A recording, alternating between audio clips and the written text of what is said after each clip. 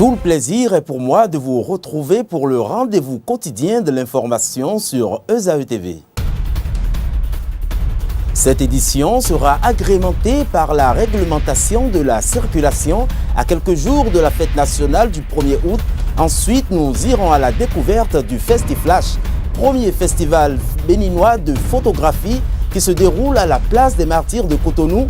Et enfin, quelques nouvelles de l'étranger viendront clôturer ce journal.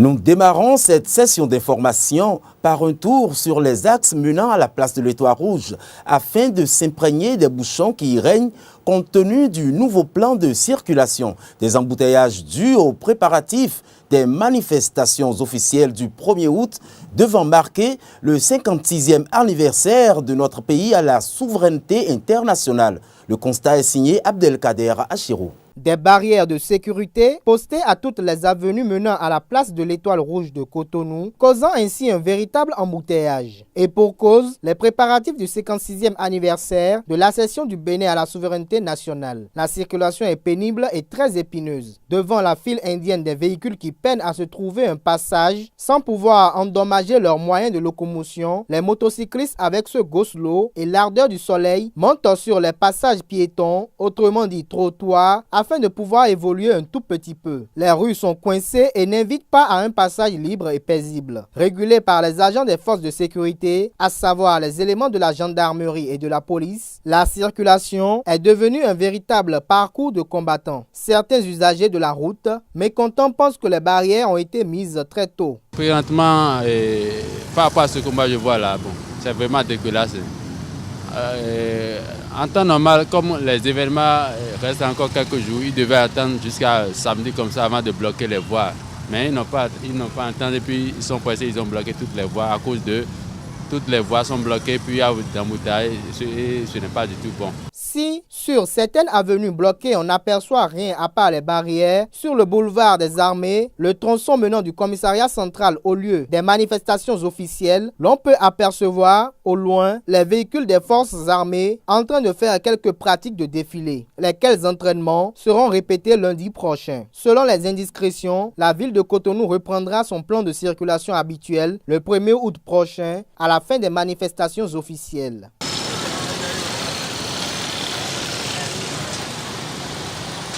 À présent, je vous invite à aller à la découverte de la marine béninoise avec 7 éléments sur les missions des forces navales béninoises réalisées par Abdelkader Achirou. La Marine nationale du Bénin, ou les forces navales béninoises, est la composante navale des forces armées du Bénin. Relativement faible, elle a pour objectif de reprendre possession de son espace maritime le long des 125 km de côte.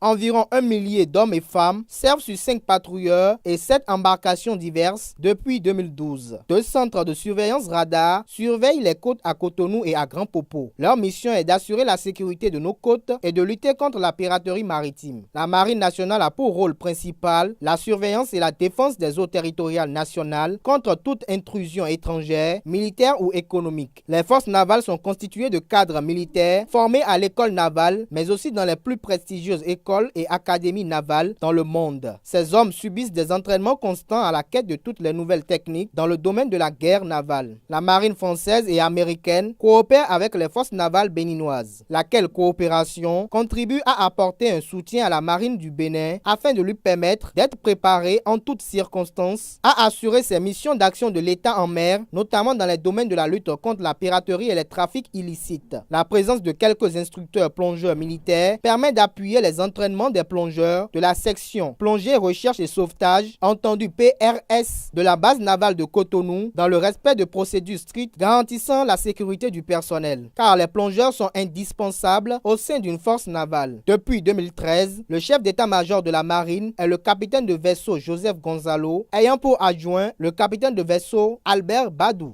Un tour dans les kiosques du Bénin, vous l'avez compris, c'est la revue de presse quotidienne concoctée par Bernice Loco.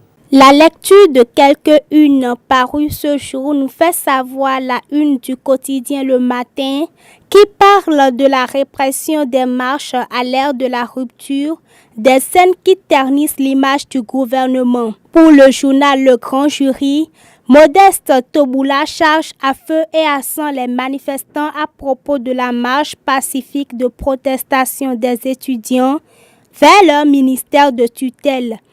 Et toujours dans le même registre, la décision unilatérale de recensement de tous les habitants de Cotonou, le journal First Info évoque les incohérences du préfet Toboula. Réunion hebdomadaire des membres du gouvernement, le quotidien Le Soleil Bénin nous informe que le Bénin compte désormais 4 universités publiques.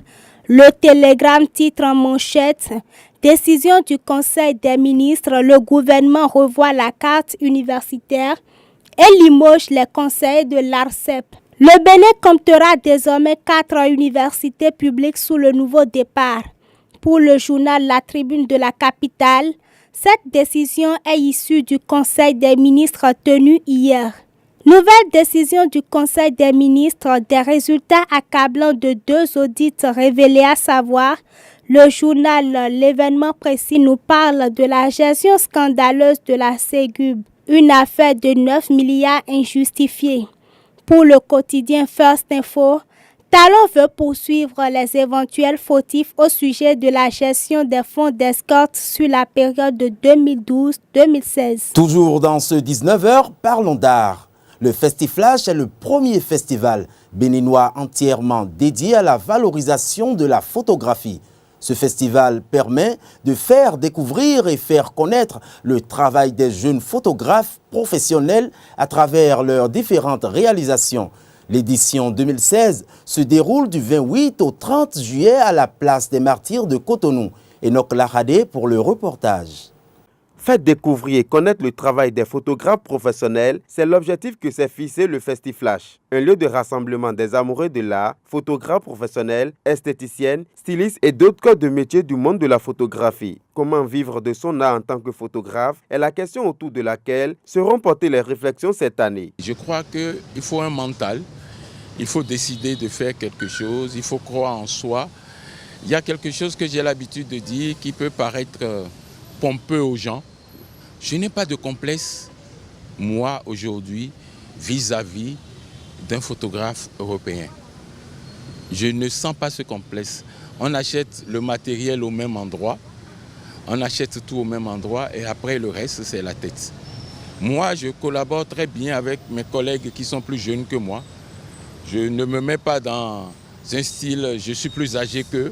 Une deuxième édition qui a pour ambition de faire du Festiflash le festival africain dédié à la photographie. Dans ce domaine, le numérique prend le pas dans les œuvres des nouveaux professionnels et c'est le lieu de revenir à la source. Le b.a.-ba de la photo que mes collègues un peu plus jeunes négligent, c'est une erreur parce que le numérique, c'est vrai, mais je fais partie des gens qui, pour la philosophie, ce n'est pas l'appareil qui fait la photo.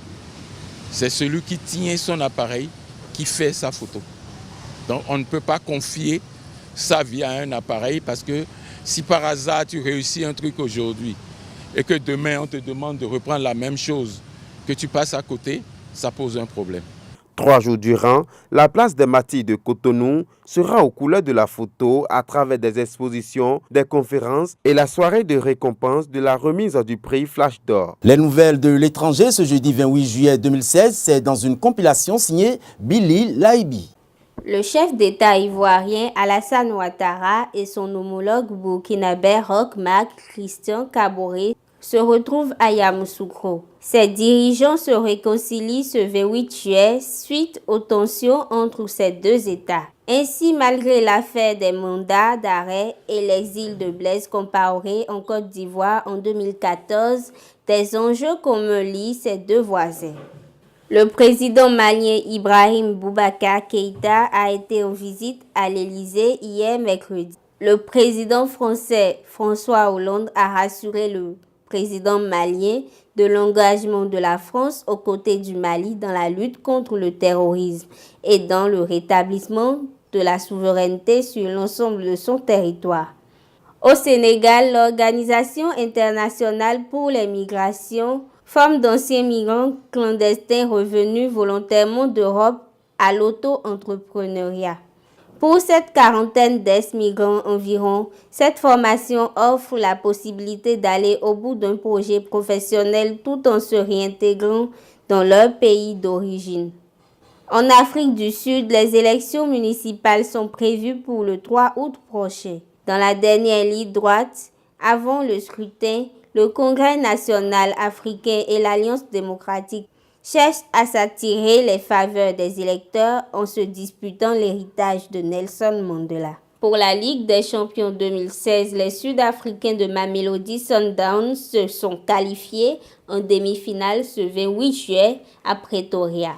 Ils se sont assurés de finir premiers à la tête du groupe B suite à leur victoire 1-0 face aux Zamalek. Cette équipe va disputer sa première demi-finale de la Ligue des champions depuis l'édition 2001. Nous sommes au terme de ce point de l'actualité sur les www.esaetv.com que nous vous remercions d'avoir suivi.